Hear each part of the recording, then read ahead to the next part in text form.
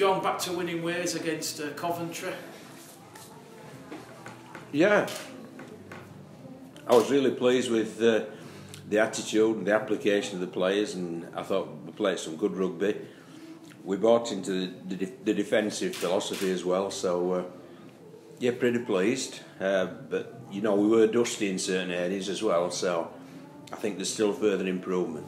I mean, that's got to please you probably the most of today's performance. The fact that Coventry had so many attacking sets deep inside the Bulls' half and they couldn't penetrate you. No, but I thought Coventry were really good, to tell you the truth, Mick. I think you've got to compliment Tom Sang, the young coach who's there, because he's got a team. There's about 4 or 5 Welshmen who I know, and there's the rest are Midlands based, and I think it shows that they are a proper Coventry team, and they train together and work together, because I thought they were very well structured in defence, and I thought they posed us some problems in attack, but we managed to repel them. So they need a big pat on the back, but I'm really pleased with how we've responded from the disappointment of last week. I mean, that's all you can ask for as a coach, John, isn't it, for the players to respond. And you know, 52 points to 6 says a lot about the players' attitude and also application. It does. Well, I mean, 10 tries it is, isn't it? We've scored 10 tries, and there were some really good tries, some smart tries within those 10. So that's very pleasing. I also thought we scored an 11th, but I believe the officials missed that. One official thought we had scored, the referee overruled him, but I think on video you'll see that it was actually a try. Jai Hitchcock's and James Laithwaite, their first game in Bradford colours. Are you happy with how they went? I'm very happy, yeah. I thought Jai showed some glimpses of what he can offer to us. 2 good tries, but the first one especially was very exciting. And I thought James Laithwaite, that was his first game in 5-6 weeks. And, excuse me, you can see full well that he's a very, very good defensive player. And really adds something in that. And obviously his attacking play will grow the more he works with us. So the fortnight he and Jai have got to work with us before Doncaster will be very important, as obviously the cup tied next week.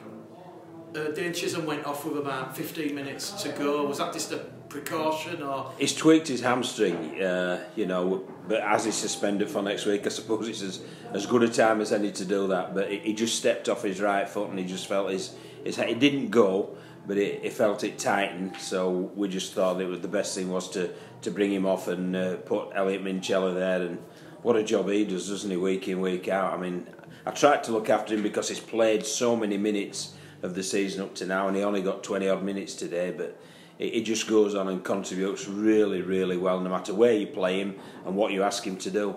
We got his 10th try of the season, and you know, his support play as well, John. You know, that's a real strength of his game.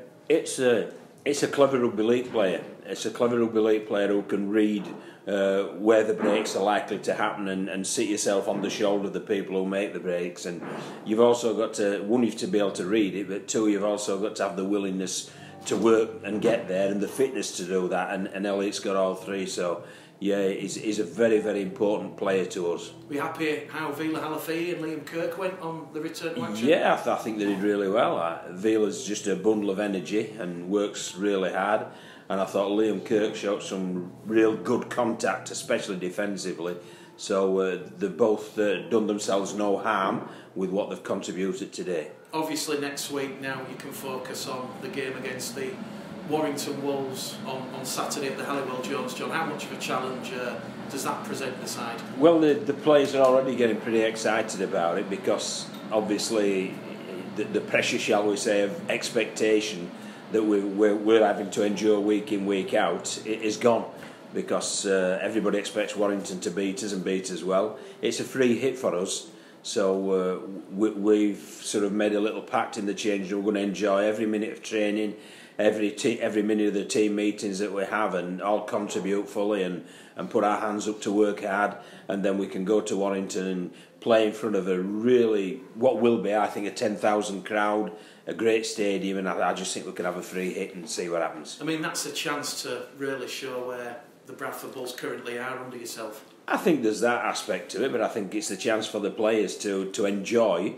playing in a major competition towards the latter stages on a great stage, and I think that's the message I'll be ramming home to them. You know, that we need to enjoy this week, and it's like it's a free week for us, but it's a week also that we can put some perhaps some different plays in, etc., and see how they work out against some quality opposition. You're well connected in the game, John. Have you done any sounding out on what Steve Price might be potentially? Yeah, well, we've watched a couple of Warrington games. You know, I watched the Salford game, watched them against Hull Kear yesterday. So we're pretty well versed what they can provide, and obviously, as you say, you know, I'm pretty close to a club that played him a few weeks ago, and I've no doubt that I may well get a bit of information from those people over there. Can we expect players like Matt Garside, Mikey Wood potentially to feature? Yeah, well, I mean, we'll sit down, we'll have a look at it, because obviously what we've got to factor in is that there's two guys who are cup tied.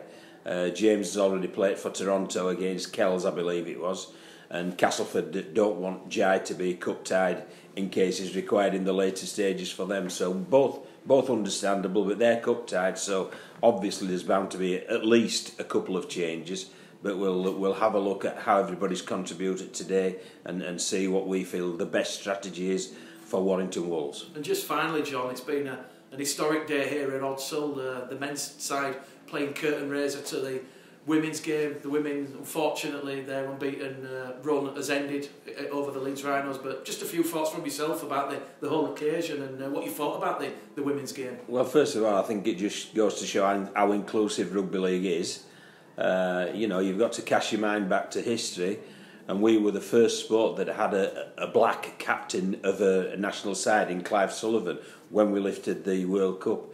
We were the first sport as well that had a black coach in charge of a national side when Ellery Hanley was in the 90s.